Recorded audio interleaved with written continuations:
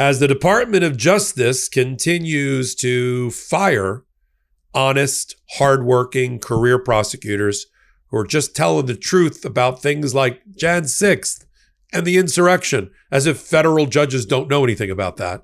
We now have a new scandal, 2 new scandals involving Lindsey Halligan, the novice hand-picked prosecutor Donald Trump is using with no experience to go after his political enemies.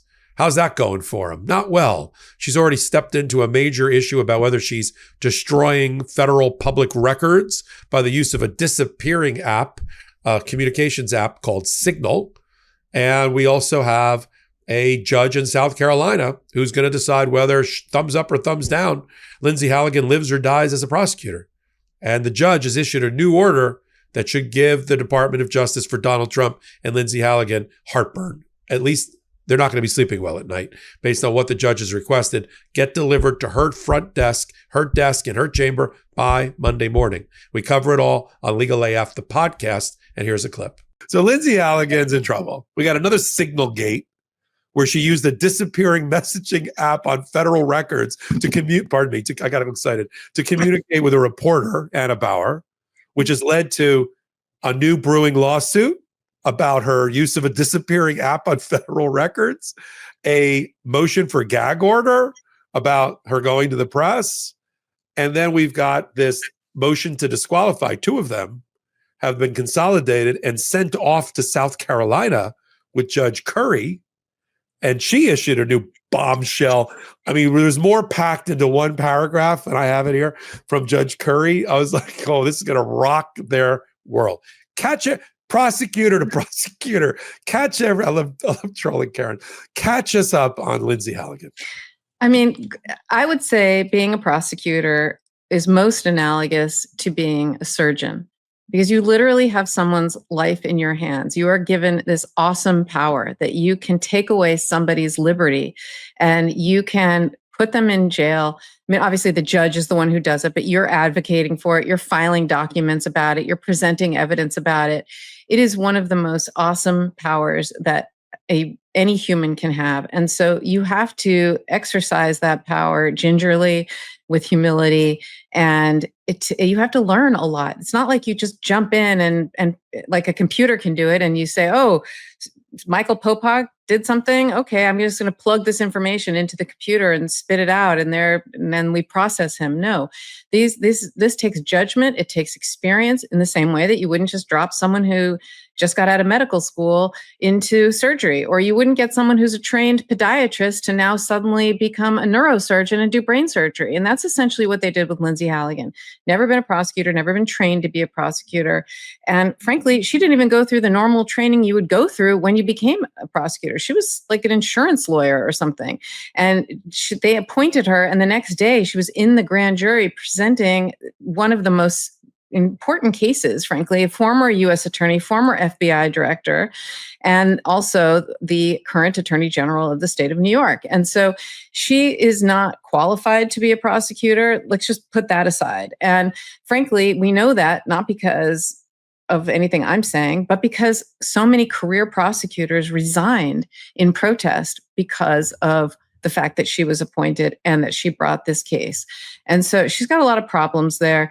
These career prosecutors have the training, have the experience, have the judgment, have cut their teeth on much more, not such complicated cases or less serious cases. And, you know, when I was first a prosecutor, they train you on, first of all, you go through long training and you learn everything, and you learn not just the nuts and bolts, but you also learn about how important this power, this awe-inspiring power that you have, and how you have to use it gingerly, because you have to have the appropriate judgment to be given that power to ask to take away someone's liberty.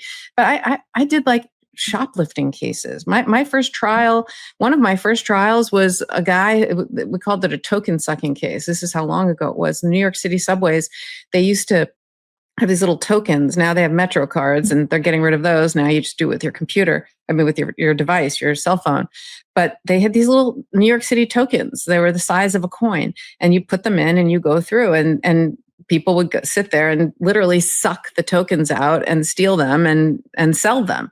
And I prosecuted one of those. I mean, it was, that's how you learn how to be a prosecutor. You do lower level cases where you learn where the stakes aren't that high, they're not that complicated, and you learn where to stand in court and what to say and how to say it. And you learn to have compassion and to have where you should give people chances, and you learn how to make those judgment calls. So she doesn't have any of that, and she's way in over her head.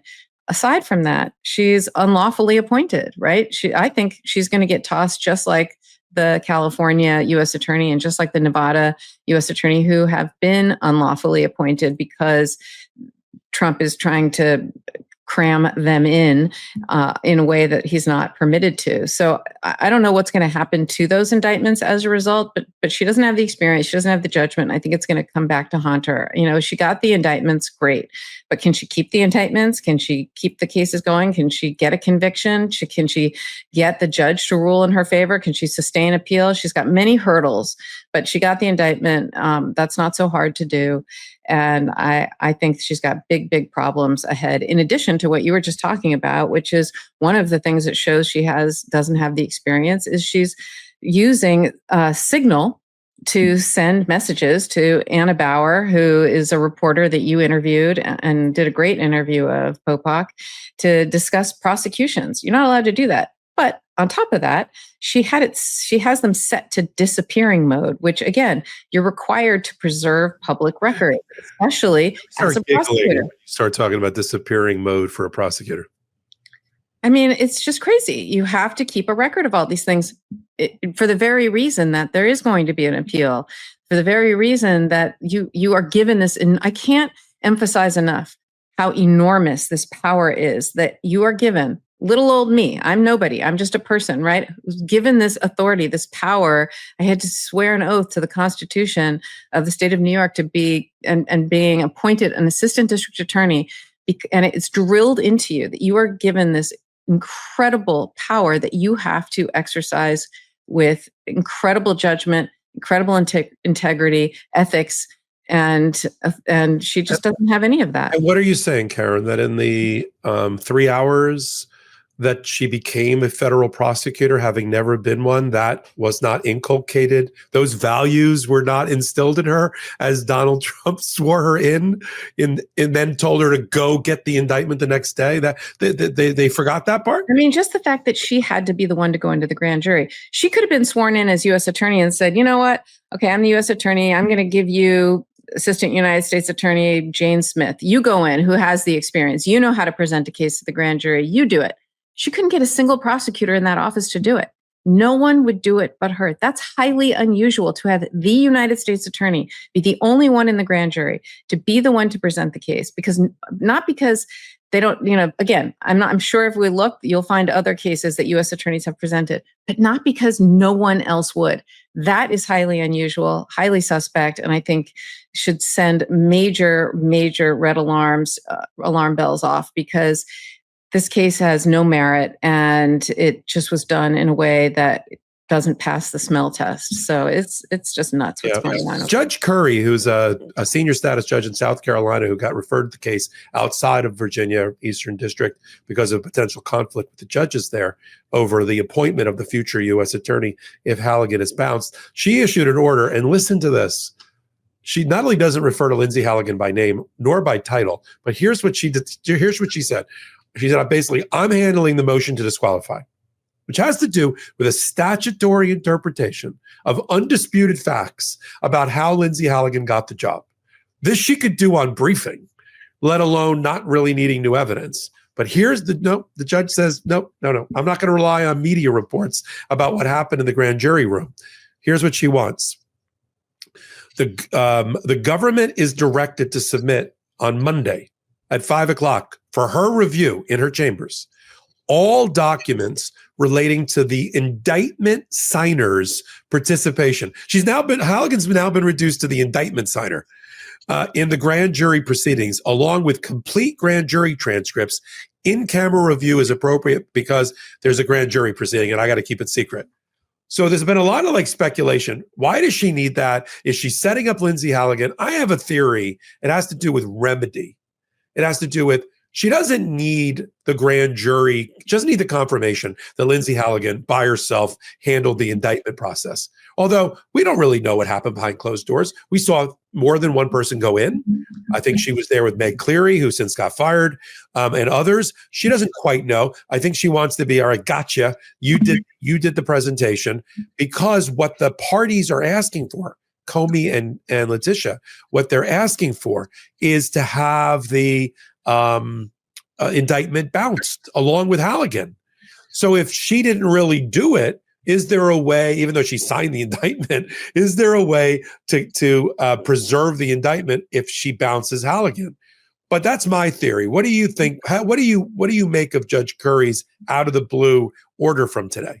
I think it's an interesting question, because when the U.S. attorney in Los Angeles and Nevada were both deemed by judges to be unlawfully appointed, the cases that were indicted while they were United States attorney were not dismissed. But I believe when we learn more, it will be because those were presented by assistant United States attorneys, and that it doesn't really matter in some ways who the U.S. attorney was. I mean, AUSAs, or assistant United States attorneys, just so everybody knows, often, most of the time, work there for 5 years, 10 years, across administrations. It is not a political, typically, it's never been a political job where it matters what political party you're in. Nobody knows what political party you belong to. It's only the United States attorney, I think there's 90 of them across the United States, that are appointed by the president. And so those are partisan, and they have to be confirmed by the Senate. And so, but the AUSAs, it's not a political job. It never has been. It doesn't matter. You prosecute Democrats and Republicans alike. It doesn't really matter who's in office. If you commit a crime, you commit a crime. So the fact, again, that there were other AUSAs that presented the cases in LA and in Nevada, I think could be one of the reasons why those indictments were not dismissed.